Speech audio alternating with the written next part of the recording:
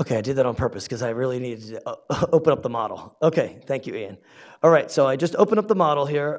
Again, you can download the modeling files for free under www.caleemod.com. When you go into that website, you'll see a number of various tabs. One of those is called the download the model, so pretty easy. We do, again, heed everybody to read the instructions because some of the elements that are necessary to run the model are listed there, and there are some free links, such as, a Microsoft SQL compact you need to have installed on your computer, blah, blah, blah. Or in our case, just call our IM team. Okay, so I open up the model here. I'm just gonna download an example automatically that I created, so. First thing you would do, of course, go under the home button here. So this is, by the way, when you open up the model, this is the first screen. On the top there, you'll see a green ribbon. You can move through the model via that ribbon. So very similar to, I believe, the way Microsoft works. The other option would be down the lower end of the screen. We can't see it here because of the configuration, but I'll pull it down a second here. You'll see a next button in orange. But what we're going to do here, though, is open up a project.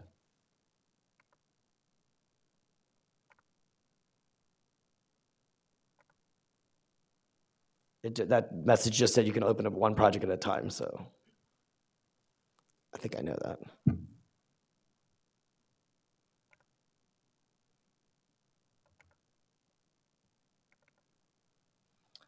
Okay, this is our Valentine Street apartment project. I know because all of you are just so anxious about Friday. We all look so good in red.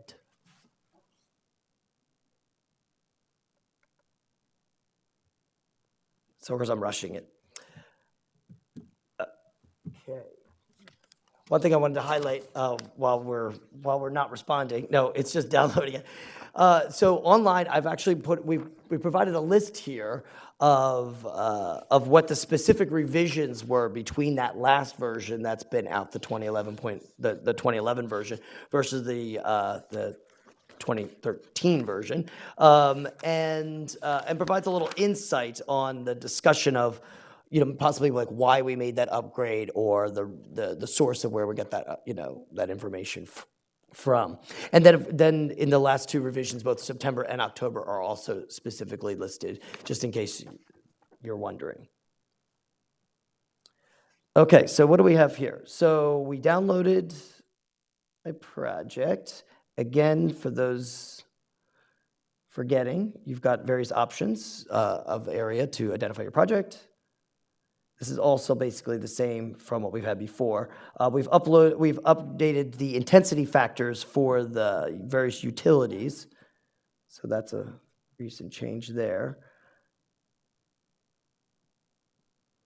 Okay, again, on the, again, we've got this, we've got some new parking structures listed under here that you can, again, identify. All of these have stayed the same. I don't think we've really added some more land use types on there. Yeah.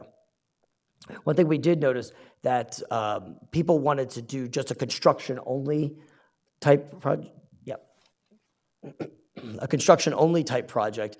And so if we found that if they actually use like a user-defined, what's really nice about that is it will just zero out all the operational ends for the automatically in the project.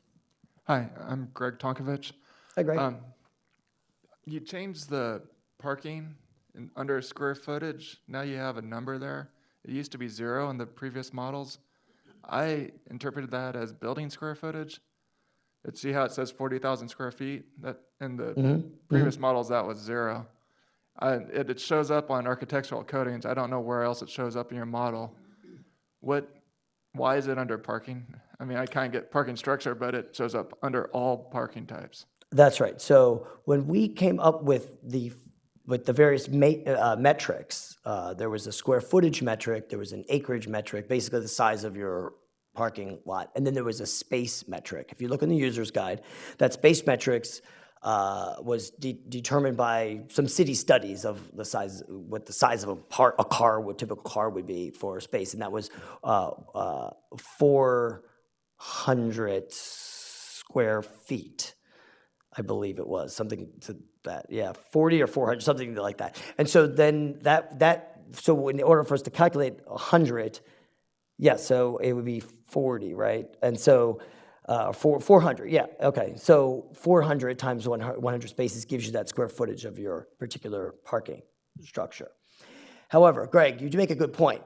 Architectural coatings, just like the consumer products, architectural coatings is going to take the number that is, again, what is being provided. So it's going to want to calculate how much of that parking lot is going to need to be painted, and parking lots do get painted.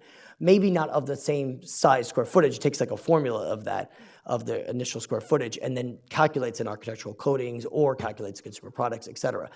You have the option to change that. We're not going to do that. We'll just allow the defaults to run as it is.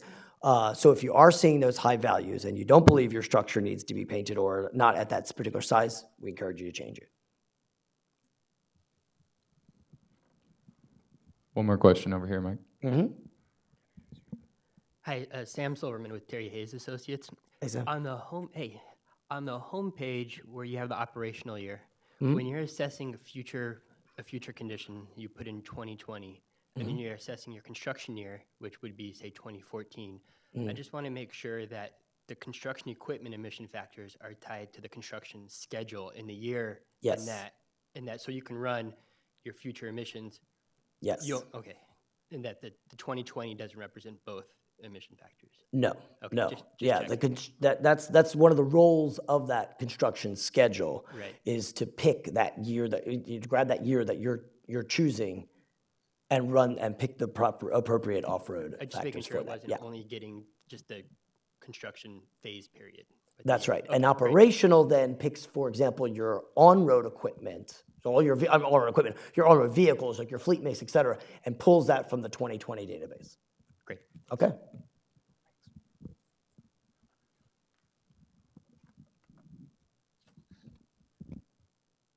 Ian, feel free to jump in if you see something you're finding.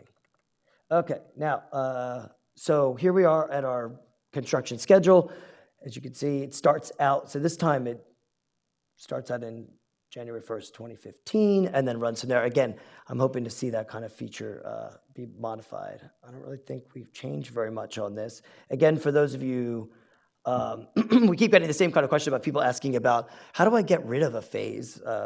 Again, think of this as an Excel spreadsheet, so merely all you need to do is highlight that line and hit delete, and there it goes, and then it will follow through the program.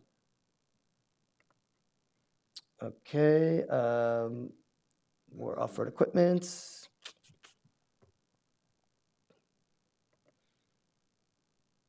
And again, this is same setup here, where the construction phase now removed its demolition phase. So again, it follows through, and it provides those default pieces of equipment. However, in the future, like I said, when we were looking at a construction study, we're kind of keeping an open mind. The focus group kind of wants to keep an open canvas on what we will look at. So we want to focus more on the land use types even, because maybe we'll see something coming out of the data that means if you're constructing a residence, it's going to be much different than an office building and what have you, which makes logical sense. But maybe when it comes down to an actual piece of equipment or the phases or whatever, it may not change. We're not sure, but again, all of that then will be reflected in a future upgrade and would change out these tables. Do you have anything else under this? Okay, this stays the same. Again, just to remind people about what a phase means. This would mean that in this particular case, we have the vehicle, the truck grading here comes in with imports some material and exports material in the same vehicle. So there would only be 2 trips, one to, one back. And there'd be the same number of trips actually for site prep, because you're only taking one out. So the empty truck comes in and one goes out, and you're not obviously phasing it. So when you look at your trips in your VMT, then you will see both will have two trucks right there for the hauling. Another reminder, water trucks are incorporated and embedded in the building construction phase. So this is one of those where we all know water trucks are out there, especially in South Coast it's required. then you will have them during different phases, like a grading phase, et cetera. But the concern was that, let's just say you're not grading or you're just doing site prep or whatever, that we wouldn't be capturing it. For most of the projects, however, they would have some kind of building construction, because that's the whole point of this. So we incorporated that in there, but we just want to make people aware that's where that water truck is embedded. Now, you can always just add some more trucks in here, put them into any phase. That's your discretion. But just to make people aware, because some people will look and say, oh, a water truck's not included. It actually is, at least in the default values. Okay, architectural coatings, like I said, we can highlight those, make those changes. In this particular, I made the change there. You can also change, of course, the VOC content, et cetera. And don't forget to put your remarks at the bottom for those reviewers.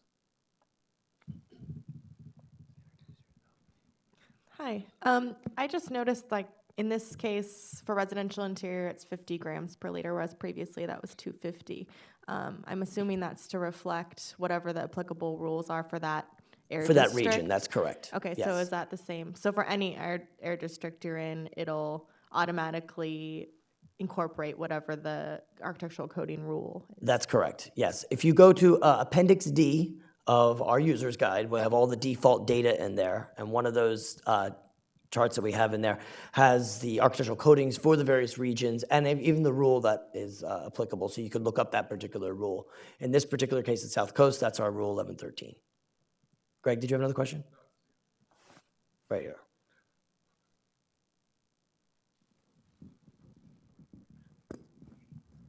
Melinda Stalvey.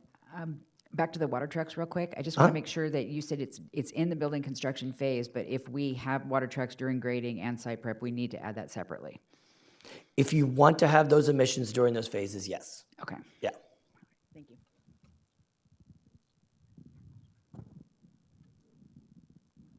Okay, see how this is not a training? Because it's all the same stuff. You guys know all this. You're all experts. Okay, under the operational, the only new thing you'll see under the operational will be the new tab, again, for the off-road equipment. So, and again, that's right down here. And I believe I added something. Because then there's 0 defaults, it's automatically going to go to yellow, so you'll want to make sure you make a little point about why you're needing this or what have you. Vegetation, that still stays the same for those of you. Yep.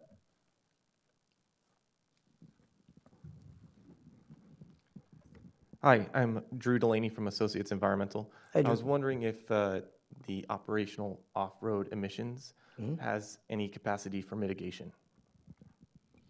Not at this point. What's that? Yeah.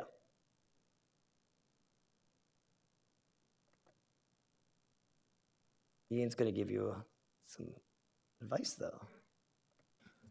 So there are various tips and tricks to try to do workarounds. As long as everything's well documented, there's certain things you can do. So you might be able to calculate the % reduction off model that you would expect tier 3 to tier 0 or whatever is assumed. And then maybe you can do something like adjust to the horsepower or the load factor as a surrogate. Now then that will be reported in your unmitigated emissions. As opposed to when you're mitigated. But as long as you document everything, that way you can at least have CalEEMod calculate it all.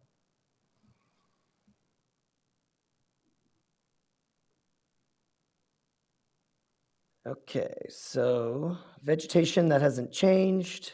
We can go to that, but I think we can skip that. The construction also has not been modified. I don't think there was any need to at this point. I think over time, CAPCOA will be looking at that greenhouse gas mitigation quantifications document and update that with either new methodologies or some maybe new ideas. But just so everyone recognizes, those kind of projects take a long time, like 5 years. So wouldn't be looking for it anytime soon per se, but you never know. And of course, when we do get that latest version, then we will incorporate that, of course, into CalEEMod. Okay, so nothing has changed here very much. Just kind of show you that I changed out some of the tiers here, and again, automatically just have to do those 3. I don't need to to change all the other categories. And all the rest of these have stayed the same since previously, except for adding on to that CAPCO number. So, okay, so I've added all nifty stuff in here. Let's get to the reporting, because this is the cool stuff that changed. So we spent a lot of time on the report because a lot of people had issues with it, particularly reviewers, because reviewers didn't get to see, like they did in the previous Urbamis model, what kind of input was being placed in there. So we went back and did a whole revamp because we really felt that the report just was too short. 32 pages is just not enough. So we decided to add some more items in here. I have copies of these reports online so you could look at it visually, but I think what it does, it lays it out really nicely this time. Some of the cool features, I think, are talking about what you had as a default value and then lists out then specifically what the new value is. And I think for those that are reviewing documents, that can be really helpful because they can kind of zone in on what some of those changes are. But as we had in the past, we have an overall summary of both the construction emissions and the operational emissions. We break it up between unmitigated and mitigated. We also break it up between, well, not in the summary, but in the specific areas for construction afterwards, we break it up between on-site and off-site, and that's to allow one to do a localized impacts analysis. Okay, so this is our little document here. Looking into a little screen setup is a little easier to look at. Okay. Oh, it's tiny, but it'll look big when you put it up close to your face. Okay, so right in here, that lower box there is that one I was describing to you about the defaults, the old ones and the new ones. And there's your summary tables. Vegetation, and then we go into the specifics of the construction phases. And we start out with again, an overview of those number of days that are being conducted, and then the pieces of equipment, et cetera. Let's see, and then it goes into each one of these phases painfully, but usefully at the same time. And then we drop into operational, and again, we've now upped some of the operational to provide all the different trip rates and trip information and calculations, et cetera. So one could even do this manually as well to support the results. And then we drop into each one of those indirect impacts, so like energy and the area sources. The area sources, of course, being architectural coatings, consumer products, fireplaces, and landscaping. And then there's your mitigations. Okay, so that's our annual report. The daily report, again, is the same except done on a daily basis.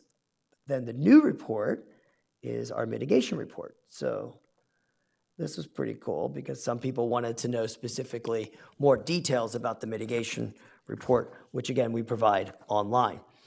So this will first start off with a construction summary and then go through each of the construction mitigations and then does the same on the operational end. Well, this one's still going on about fugitive dust. And then the operational comes out here and again lists out pretty nice and clearly in its own separate report for viewing, review, et cetera. Ian, have you seen people submit their mitigation report or is it just the emission report? We generally aren't seeing mitigation reports being put into SQL documents. Doesn't mean they aren't being used somewhere, but we generally don't see them. Are they mitigating? Yes, they are mitigating. Okay, Thank very good. goodness.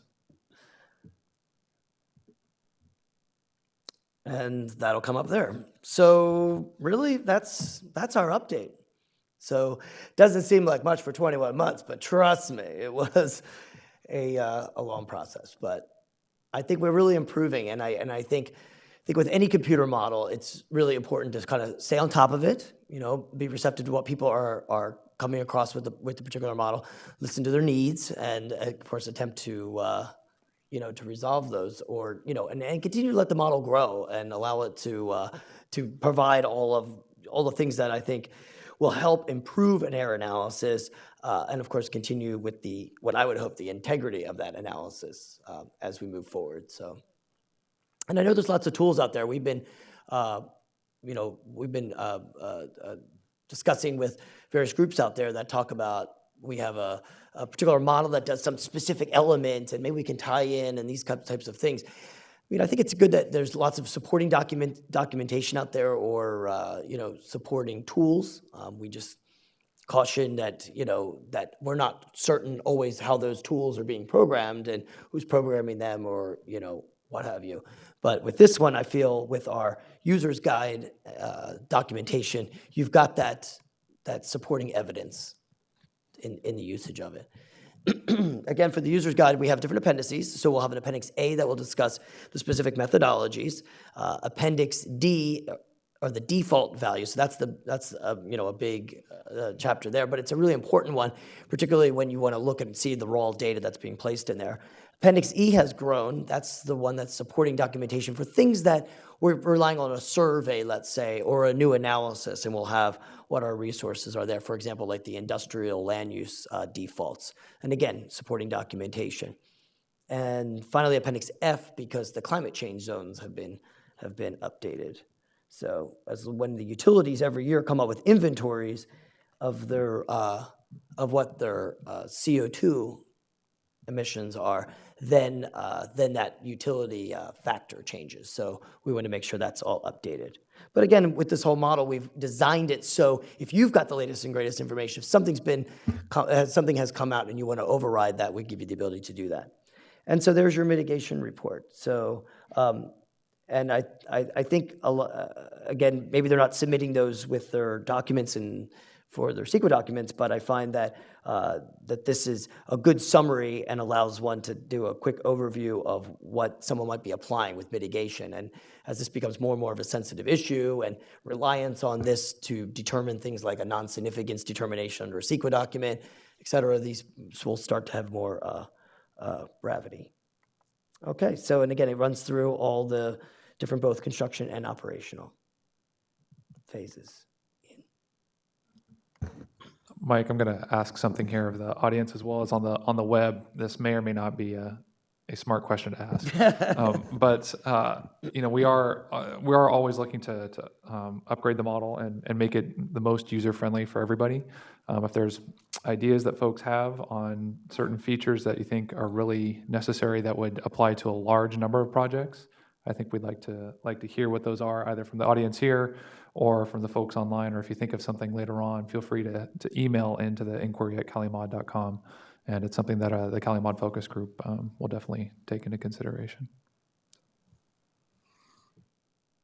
Yeah, thanks a lot, Ian, because our upgrades list keeps growing and growing. But we try to prioritize, and of course we have to balance out costs as well for this. On mobile emissions, Mm-hmm. I was wondering, I have a lot of projects where the client wants me to provide mitigation such as natural gas or use model year 2010 trucks or newer. I go into the operational emission factors and change them sometimes, but is there any way that you would recommend doing that?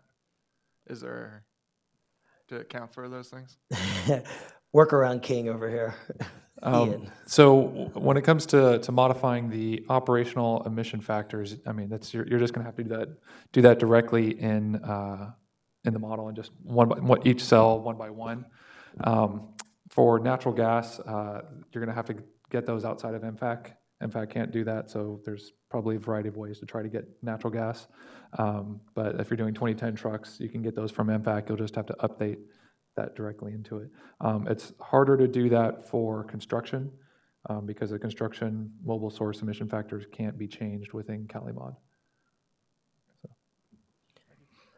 One thing about the 2014 CARB update is they're going to be including their Advanced Clean Car Program, so their Lev 3 regulations, particularly for future years. So we will, in the next round, as the MFACs come in, be aware that those future year emission factors will be reflecting cleaner vehicles. So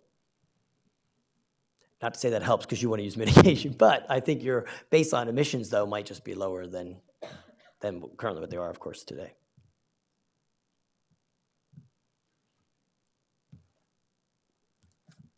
Hold on, Jeff will be there.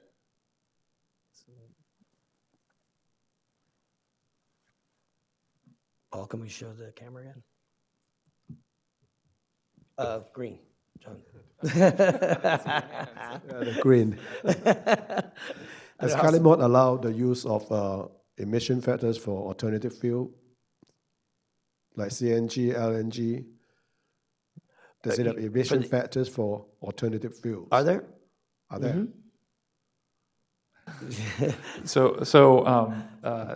There aren't any sort of default emission factors for alternative fuels right now that ARB has put out. So there's not sort of a nice handy checkbox for LNG. That said, you can, there's a variety of ways to try to get at emission factors for things like LNG or whatever other kind of technology you're talking about. And then if you have those, you can just input them in on the screen that you see up on screen right now. But you'd have to calculate those off model and then input those into CalEEMod. And if you want to figure out some more details on that, we can talk about that offline. Okay. Would that be in your next upgrade? We're relying a lot on ARB and what they plan to do with MFAC. We try to make sure to be as consistent as possible with MFAC. And so if MFAC will include it, then we will include it. Okay. Thanks.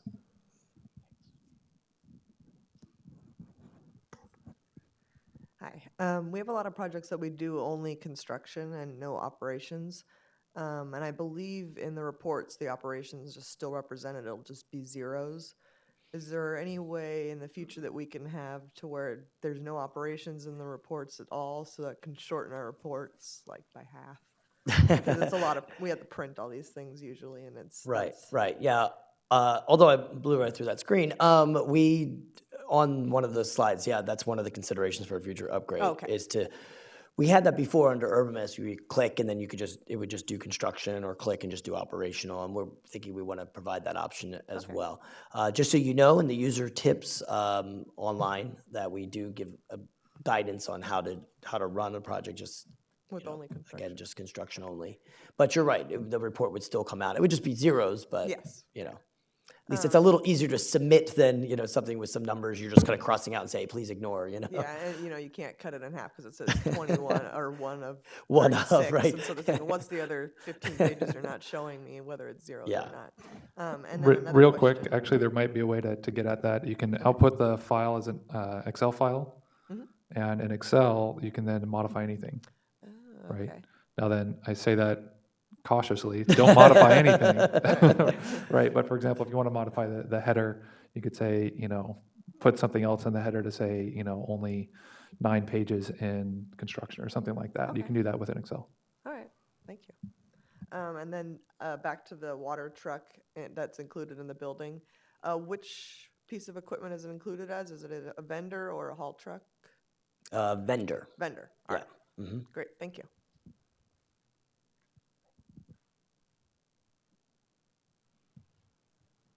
James, how are we doing on the, you're just busting over there. Printer is going crazy on lots of questions coming in from the web. Paul, do you want to remind everyone for the inquiry at CalEEMod.com? We worked so efficiently this morning, so. All right, well, we'll leave that line open. Arlene, are you itching? Okay, we've got some behind you, okay. This is probably in the appendix, but how does CalEEMod calculate hauling truck trips for soil export or earth material export? Because I feel like when I kind of do my own calculations, it's always a lot different than what CalEEMod default assumption is. For if I know what the earth material exported is going to be, and I assume 20 cubic yards a truck or something like that, then Right. I usually get a different answer. Yeah, when we looked into this one for the defaults, there's different size types of trucks. I think there were standard sizes of trucks. I believe it was like 12, 16, and 20, I want to say, were the cubic yards, that one particular truck could haul. So we decided to go, for the default purposes, use 16. I would be curious to talk to you afterwards to see how your calcs might differ than this. That we always do want to make sure that it's mathematically correct.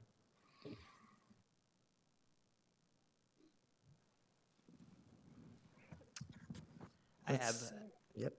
Oh, I Oh, have one more question on a fugitive dust. When the models changed, we switched from a pounds per acre per day to, I believe now it's calculated on the equipment if you have 1 scraper, 2 scraper, right? So where does it come into play when you're putting in the total acres disturbed? Is that used anywhere anymore? It's the functionality between Urbamus and CalEEMod is different now when it comes to acreage.